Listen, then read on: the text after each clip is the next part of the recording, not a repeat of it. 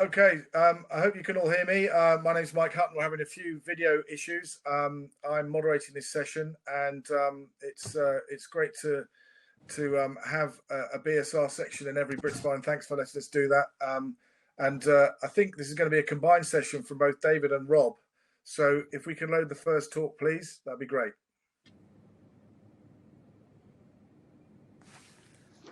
Hi, everyone. I hope you're enjoying the conference. This is the half-hour slot that Robert and I have to update you on the progress we've made for the registry. Robert will talk to you about the plans moving forward. This is my last update as we've reached the end of my tenure. What I would say is that Adrian Casey and I spoke shortly after I took over the registry, and he said, write down a list of all the things you're going to achieve, or all the things you want to achieve, because you'll find the time goes very quickly and that it's hard to achieve as much as you hope you're going to achieve.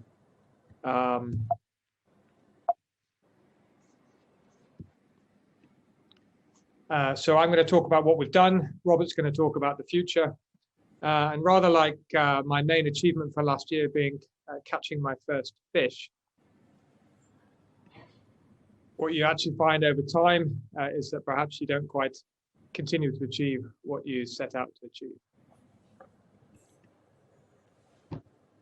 I've had a lot of help over the last few years from Mike, Ashley and Lee, and I think the work that they have done from the conception of the registry has been critical in its long-term success.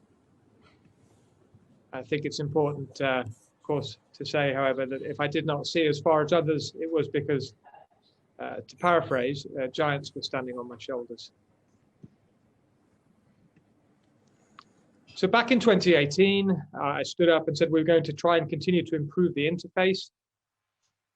We would continue to provide training for units if required, and really that hasn't been required in the way that I thought it would be.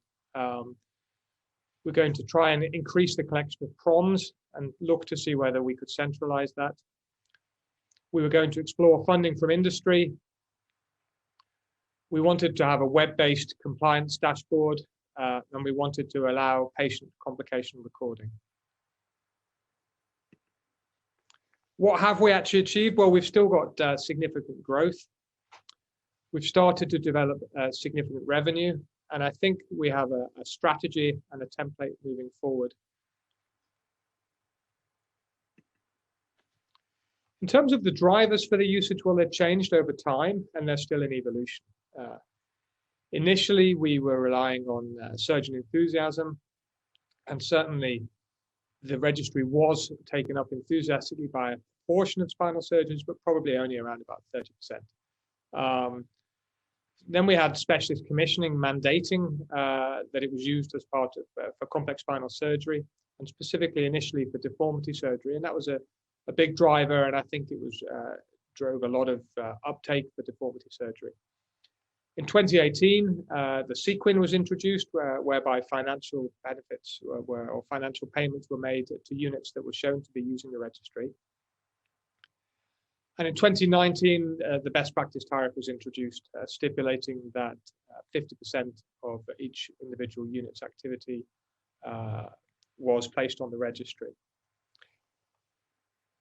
It is likely that the best practice tariffs are going to be phased out over the next couple of years as part of block contracts, and it is still under discussion about what will happen next. But almost certainly there will continue to be financial incentives to trusts for using the registry, and in order to fund the data collectors and staff that are required to make sure the registry is used well by individual units. If we talk about growth, this is the lumbar degenerative pathway. You can see that the numbers have continued to do well. In 2019, we had just under 35,000 patients added. This is elective work, and therefore we've seen an expected reduction due to COVID. For deformity surgery, a similar pattern can be seen, but still 3,500 cases per year being added is vast numbers. And this data really is ripe now for research. Again, for degenerative work, over 9,000 cases performed in 2019 with a similar reduction seen because of COVID. Intradural tumors, I was surprised at how large these numbers are really. And again, this is another area that I think there's many publications just waiting. 450 intradural tumors added in 2019, and less of a reduction in 2020, perhaps indicating that these cases are less elective in their presentation. Trauma work's not fallen much at all, and we would expect trauma to have maintained significant throughput with less of a reduction because of its emergency nature. Tumor work, again, similar large numbers, 800, just under 900 cases in 2019, and just under 800 in 2020.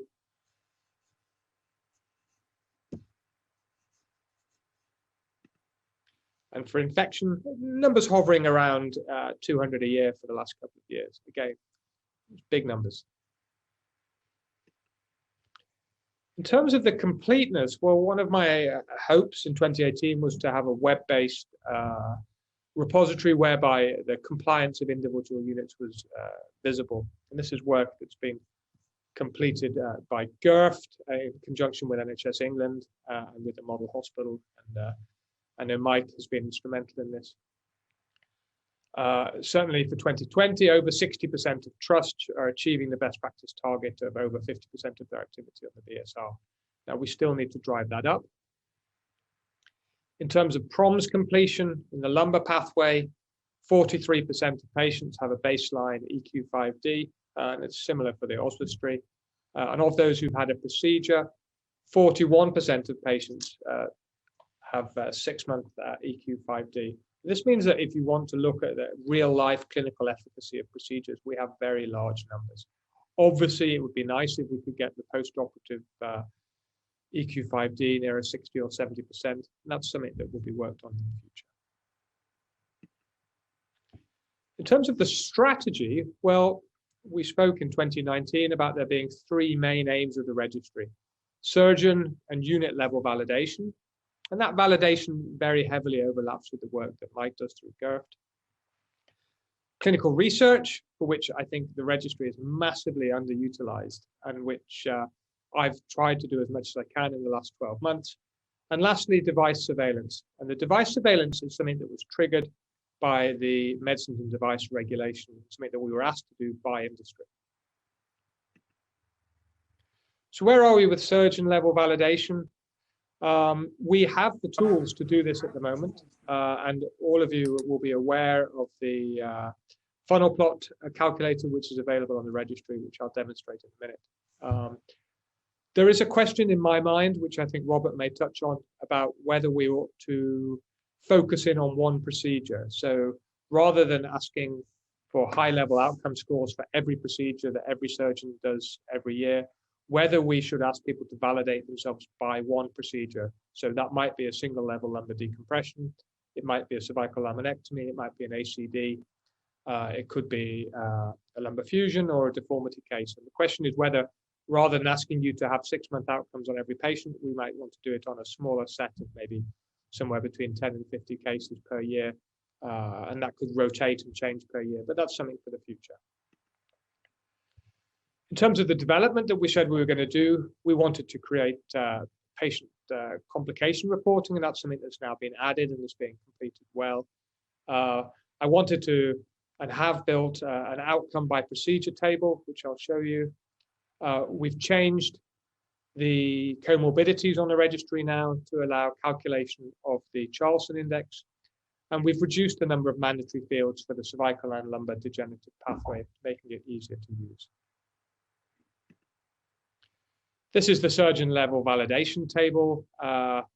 This is the funnel plot. The lower half of the table is patients where the outcome favors an improvement. The upper half of the table favors deterioration. And most people are within the funnel plot. The green dot represents an individual surgeon. This is me for cervical degenerative procedures, showing that I'm almost a positive outlier, but not quite, which is exactly where I'd like to be.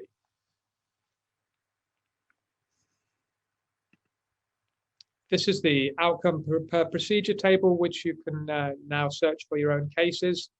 Each one of these dots represents a patient who's undergone a procedure under your care. The green side of the table represents patients who improved, and the red side represents patients who deteriorated. So this is if you want to specifically look at individual cases. Sorry, apologies. If you want to look at individual cases to work out which patients did well and which did badly, this is a very simple way of doing that. So medicines and device regulation, I titled it 2021, although this was initially meant to come in 2020, but was postponed because of COVID. I spoke about this in Brighton. This is the required EU regulation that all manufacturers need to have in place surveillance for spinal implants. We were approached by industry to help them with this. We drew up a framework showing what the registry could measure and at what time points. Industry as a group said they were keen to support this project and would pay for it. We've drawn up contracts and we have exchanged contracts with NuVasive and Globus. So there is the potential that this will raise significant money and funding, which will allow the registry to employ more staff and to move towards a national joint registry type model, but we're not there yet. We're hoping it will also allow us to fund research and research fellows. So in terms of the commercial relationship, we've had several specific requests for data from industry over the last 2 years, where we've sold outcome and complication information on specific implants, and this has generated a total revenue of £35,000. The annual running cost for the registry itself has been £15,000. Sorry, the basic cost for the registry has been £15,000 a year. There have been additional development costs. The basic running cost is going to be increased this year and has just recently been negotiated, but is likely to go up to £25,000 a year moving forward, fixed for the next 3 years, which we think is competitive. And lastly, I'd like to talk about clinical research. There's a few different areas that we've been working on this. The initial work that I did actually was looking at the outcomes of spondylitic myelopathy, but this has led more into thoughts about what represents a minimum clinically important difference. And so actually I'm planning on now focusing the research that I do on defining this. We've also looked at the outcomes of surgery for degenerative spondylolisthesis, which has been presented as a poster at this conference. The outcomes of surgery for spondylitic myelopathy, which have been presented as a podium presentation, and the outcomes of sacroiliac joint fusion, which we presented as part of a debate last December. I think the biggest thing the registry will do over time is show which surgery helps people and by how much. We have large data sets, significantly bigger than most other data sets globally. I want to start to define minimum clinically important differences for the different health questionnaires that we use, predominantly initially the Registry, the Neck Disability Index, and the Myelopathy Disability Index. We have patient satisfaction questionnaires where we ask for patients' perceived benefit, which we can use as anchoring, and I'm starting off doing that with the Registry. We have a 20,000 patient data set, and when you look at previous series, they're often in the hundreds, looking at calculating these MCIDs. So we have very powerful data sets. Our current work, or my current work, is showing that the minimum clinically important difference in the lumbar degenerative pathway for the Registry is 13 points. I'd like to repeat it not only for each health questionnaire, but to start trying to do subgroup analysis looking at by operation, because I suspect that the MCID is different depending on what condition you have rather than what questionnaire you use. We looked at the outcomes of sacroiliac joint fusion and presented this in December. As I stated, we had 262 patients who'd undergone the fusion, of which we had preoperative scores in just over 60% and postoperative scores in 70% of those patients. And the real life figures were that 49% of patients improved, 43% had no change, and 8% were made worse. And these are very different figures to what we see from clinical trials. I think we need to try and work out why there is that gulf.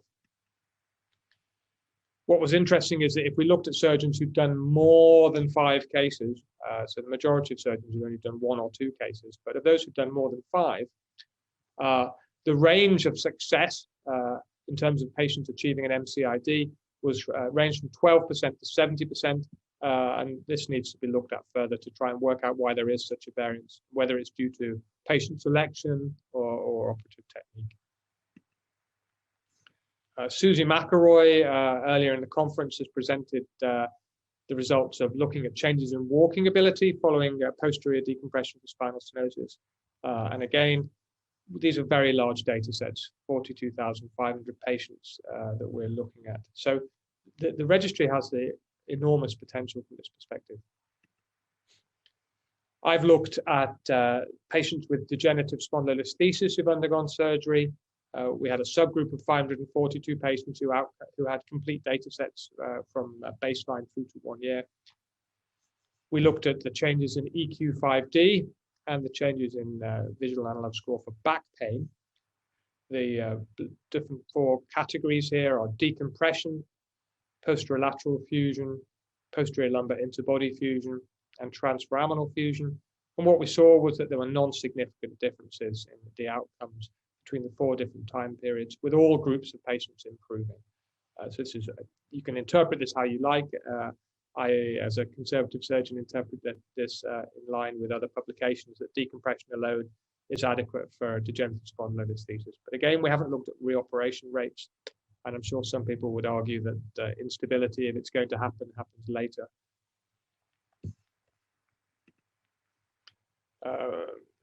Mr. Visagan has presented the results of surgery for cervical spondylitic myelopathy. These tables here, each dot on one of these tables represents a patient. We've plotted change in score versus baseline score. Everyone below this green line here represents a patient who improved. And at first glance, this seems to suggest that around about 1/3 of patients deteriorate after surgery for myelopathy and 2/3 get better. And this is where I became interested in the MCID, because if we then bracket these outcome scores according to a central group here who didn't achieve a minimum clinically improvement difference, we find that around 60% of patients improve after surgery for myelopathy. And this is, has been presented and is going to be hopefully published. So I hope I've given you a bit of an overview of what we've done over the last 4 years. I've very much enjoyed doing it. Equally, I'm looking forward to handing it over to someone, as I'm sure you can imagine. I hope to continue to publish what we can from the registry. Obviously, the work is interesting, but until it's peer-reviewed and published, it hasn't stood on its own 2 feet. Robert's now going to talk about his plans for taking it forward, and I wish him every success with that. Thanks very much.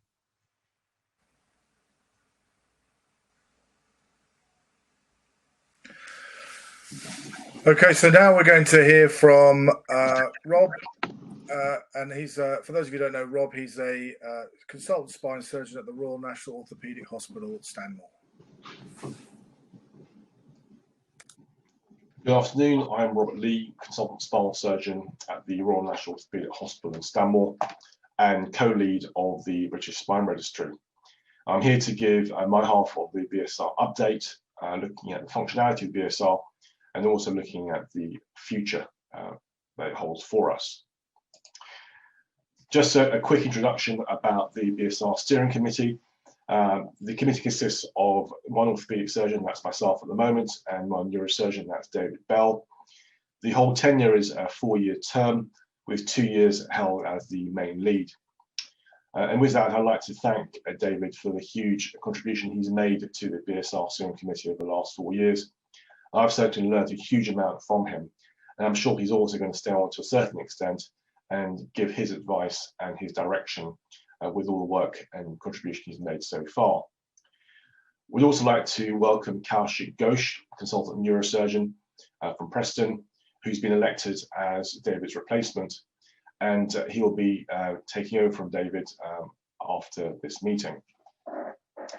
One of the reasons why we change every 2 to 4 years is that the BSR is almost akin to the ring. It seems to somehow be all-encompassing and take over our lives. And it's a very good idea to really hand over this ring to the next person. So good luck carrying the ring from now on. Let's talk a bit about the BSR functionality. The registry itself was established by both Lee Breakwell and Ashley Cole back in 2012. And it's important to remember that this is a registry which is established and controlled by the surgeon. So we're responsible for the way the data is inputted and the way it's analyzed and who gets to see it. One of the best functions on the BSR is the reporting tool, which everyone has access to. And you can see here on the screenshot exactly which button you need to press to access it. It enables us to look at our own performance, and also enables us to benchmark us against our peers. And also we can do searches across the registry in the name of research. And there are forms that you can fill in on the registry that are potential research projects that you want to do. So you simply need to fill in the form and submit it to the steering committee, and we will look at it and authorize it if appropriate. Here's a few examples of the outcome measures that you can see on the registry. So for individual patient outcomes, you can show your patients their pre and post-operative data, not only in chart form, but also in graphical form and data form. When you're logging on to the report section, you get an individual snapshot page showing your figures and your data. So your average BMI for your patients, how many pathways you have running, and you can customize it to show ODI, UT5D for various pathways. The patient picker experience also shows up together with friends and family scores. So it gives you a quick overview of how you're doing with your patients at any one time. You're able to look at your individual practice using, for example, the score comparator here. Again, this is all on the reports function page. You can choose which score you wish to use and which pathways you wish to analyze, and get a general feel of how many of your patients are doing well and how many patients aren't, depending on the operations that you do. And you can drill down further by looking at the individual patients who aren't doing well. You're able to individually benchmark yourself against your peers, again, choosing the score, be it EQ5D or ODI, and whichever pathway you wish to choose. You'll all recognize this as a funnel plot, with each red dot representing a surgeon, x-axis the number of procedures, and the funnel plot represents 95% confidence intervals. Anything above the line, generally speaking, favors improvement, and below the line favors deterioration. And the green dot signifies you as a surgeon, and you can tell where you are and hopefully be able to justify the surgery that you're doing and make sure you're not an outlier in a bad way. All this data is private to yourselves and can be used as part of your appraisal process, and that's something which I do, and as I present this data every year at my appraisal. So why is performance measurement important? It's not just something that we have to do because we get told to do it, though that is increasingly becoming the case.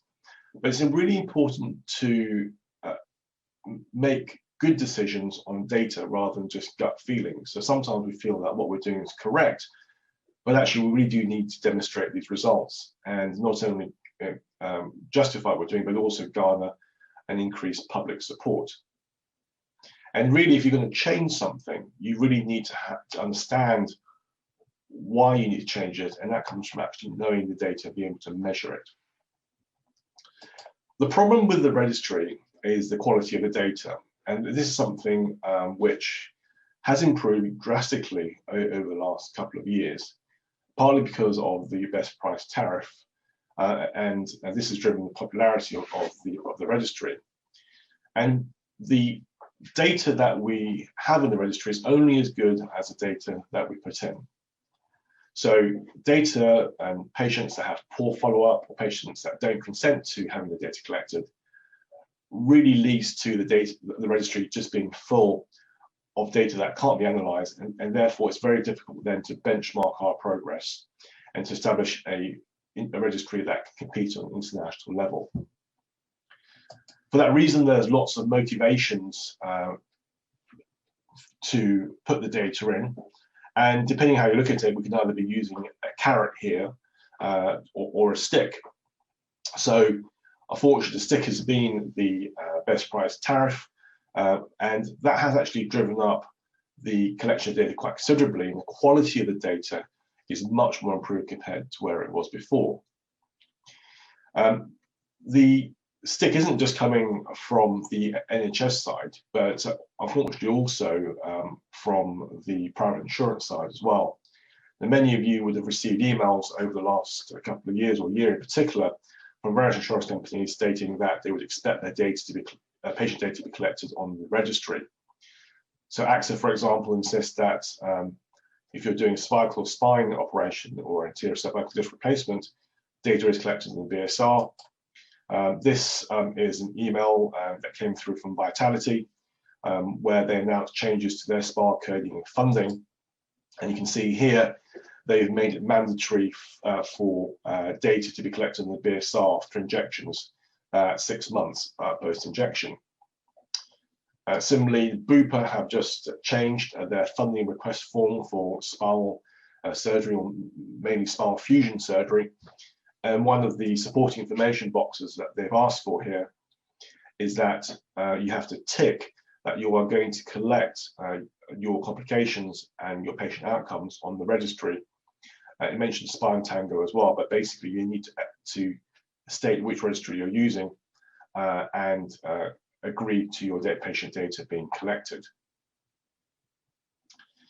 Now, we're hoping that, of course, that registries will improve our outcomes over time. Now, there is a huge long time delay, often years, between collection of data and improvement of outcomes. And once again, this boils back to the quality of data that we collect.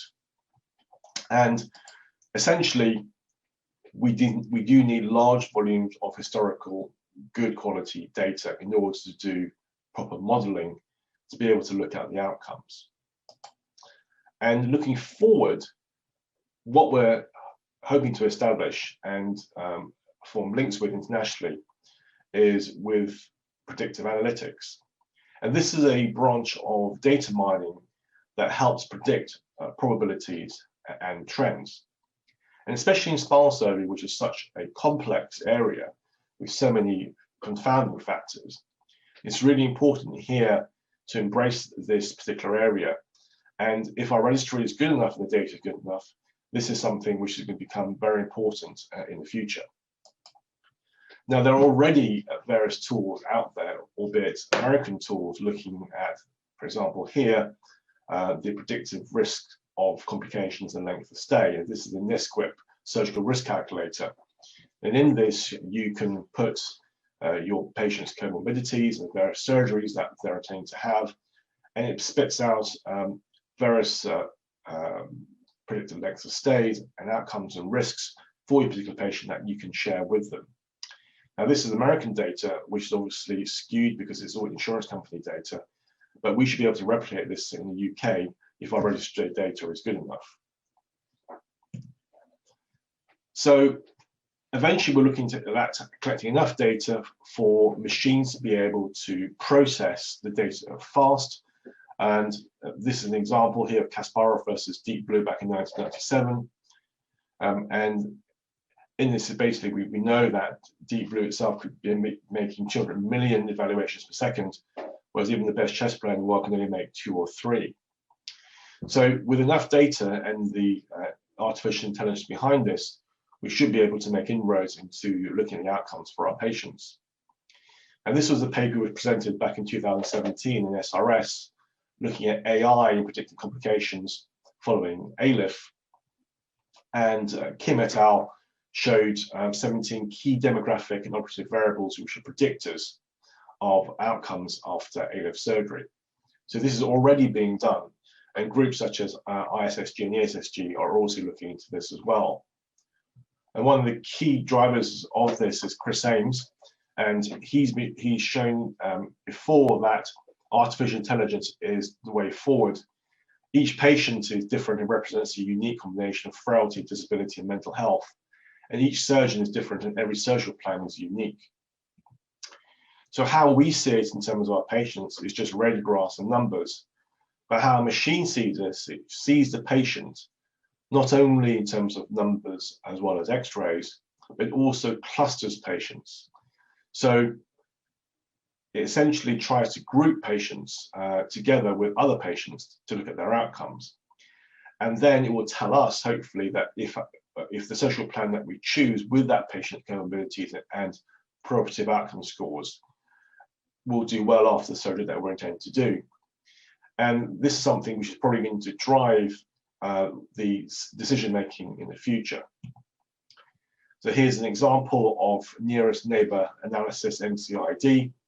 You identify 10 cases of similarly matching variables, such as demographics, frailty, radiographic variables, disability, procedure, and surgeon and site. And you do cluster analysis. And this has been done, for example, ENT here, looking at outcomes for chronic rhinosinusitis. So this is something which is coming in the future, and it would be very good to collaborate internationally if our registry has enough good quality data. Just remember that patients don't really care what their SRS score will improve by. What they really care about is their function. So will they walk better? Will they be able to return to work? Will their pain improve? Will their mood improve? All these non-numerical factors. And we need to also look at whether the outcome measures that we're collecting are the correct ones. And the registry is hopefully offers you a whole different variety of questionnaires that you're able to use to collect the outcomes in your patients in the way that you want to. And just to finish off here, it's very difficult to reach consensus in spinal surgery due to the complexity of disease combined with almost endless permutations of confounding comorbidities. And patient preference, patient risk aversion, and patient perceptions of preoperative health status do complicate our decision-making process even more. So if we have enough good quality data in the BSR, and that's our real aim in the future, we should be able to establish enough volume of high quality data to enable us to analyze this correctly, and maybe even bring artificial intelligence in the future to help predict the way our patients will behave and recover after the various surgeries that we offer them. So the take-home message here is that the BSR is our registry. We need to own it and be very proud of it. Data collection is unfortunately gradually becoming compulsory, but having control over our data is essential. And the more control we have, the more ability we have to be able to analyze data and collect in the way that we want.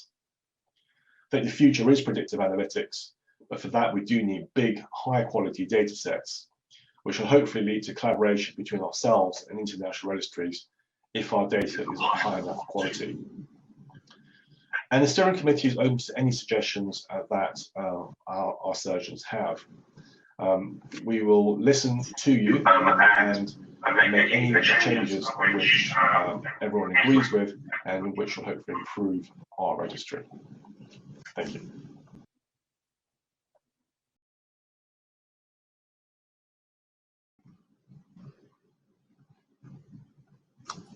Okay, so thanks very much for that, both of you.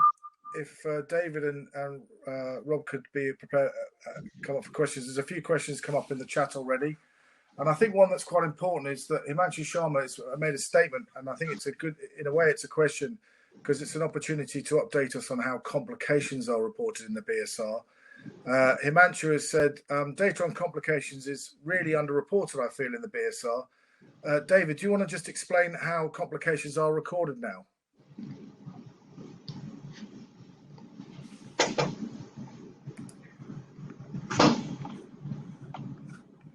Can you hear me? Yeah, I can hear you. That's great. Fine, yeah. So patients are now asked, as part of their PROMS questionnaires post-operatively, they're also asked, did you have any complications? And they're given a list of complications to select from. There's also a free text box.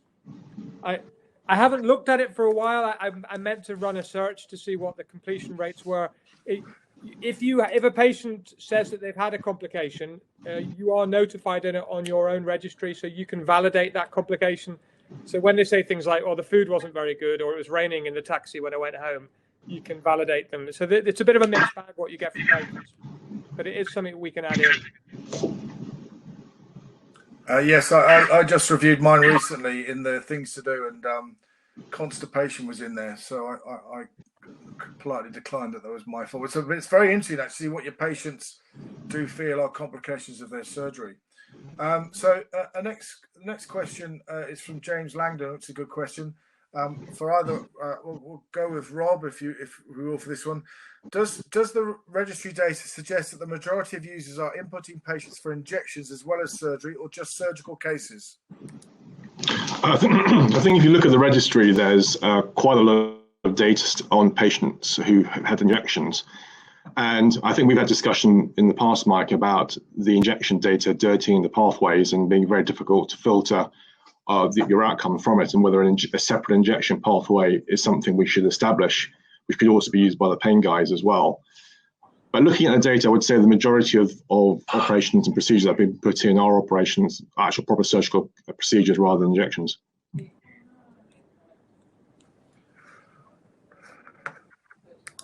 Okay, Neil's worried. Neil Orpin is worried about some of the things patients report as complications.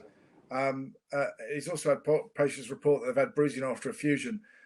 So I get that. They obviously bruise a bit more, Neil, for you. But I think that the point is you can validate these yourself. So they don't get input in anywhere in terms of funnel plots, etc. They are something that you can validate and say whether you think it was or was not a major complication. So I've just got a question for you, Rob. How do you see the funding of the registry being going forwards? I mean, it's gone up a little bit. I think it's now 25 grand. Is that right? £25,000 a year. Yeah, it's gone up from 15 to about 25. We've managed to negotiate some developmental days in that as well, so that we can improve the registry. Because every time we make a change or a change suggested, that is programming time which we have to pay for.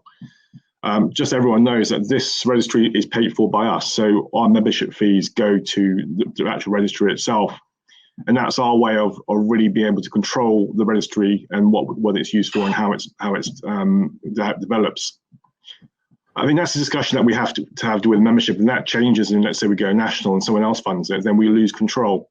So it's that fine balance really between losing control and not having to pay for it versus us spending our own membership fees on our own registry. And that's a discussion that has to be taken forward, not only amongst ourselves and with the exec committee, but also with our entire membership as well. Anne Mannion has asked, how does the registry deal with revisions? A new case open for revision, or is it linked to the index operation? David, do you want to answer that? Because you made some changes, haven't you, with the revision surgeries?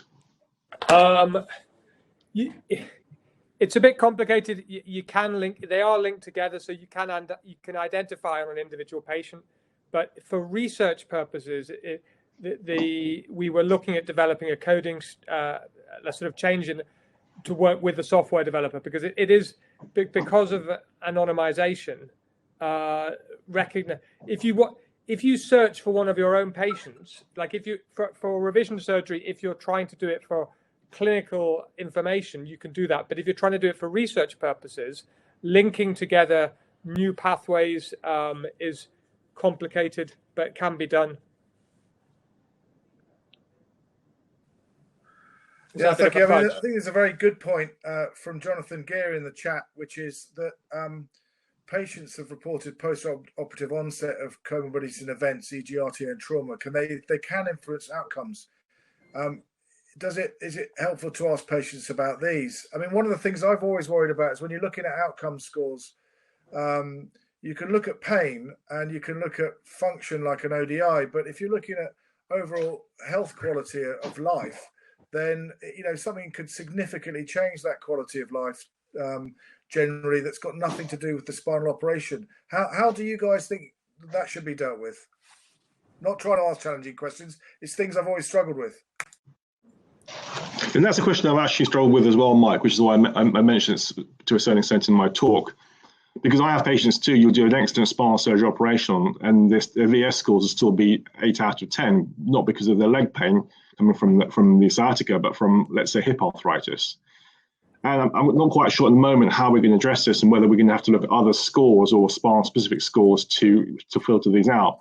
But it is a problem because sometimes the actual post-operative outcome scores don't justify how good your operation has been. But Robert, your results were extremely good, I should say, so you don't need to worry too much about confounding. No, those were Neil Orpin's results. That's why we like to be consistent and show Mr. Orpin's results whenever at BritSpine. Okay, so look, there's one more quick question in the chat. Let's have a quick look at that. Mr. Orpin has just replied, not to that one, which is so. If I just quickly look at that, there's a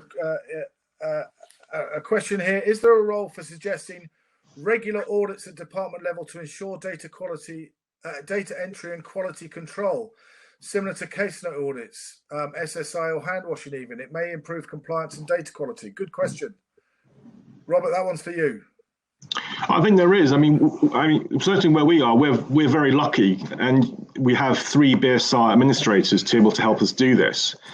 And if you're just a group of surgeons trying to do this yourself, it's going to be very difficult. You need to support to do that. And I certainly agree that you do need to look at the quality of the data that gets put in. As I said, the registry is only good as the data that gets inputted. So I think if you do a snapshot and review of what goes in, it's very important, and departments should do that. Can I add something in on that, which is that the data is incomplete at the moment, which means that the funnel plot tools, for example, couldn't use them to police spinal surgery or govern it in any way.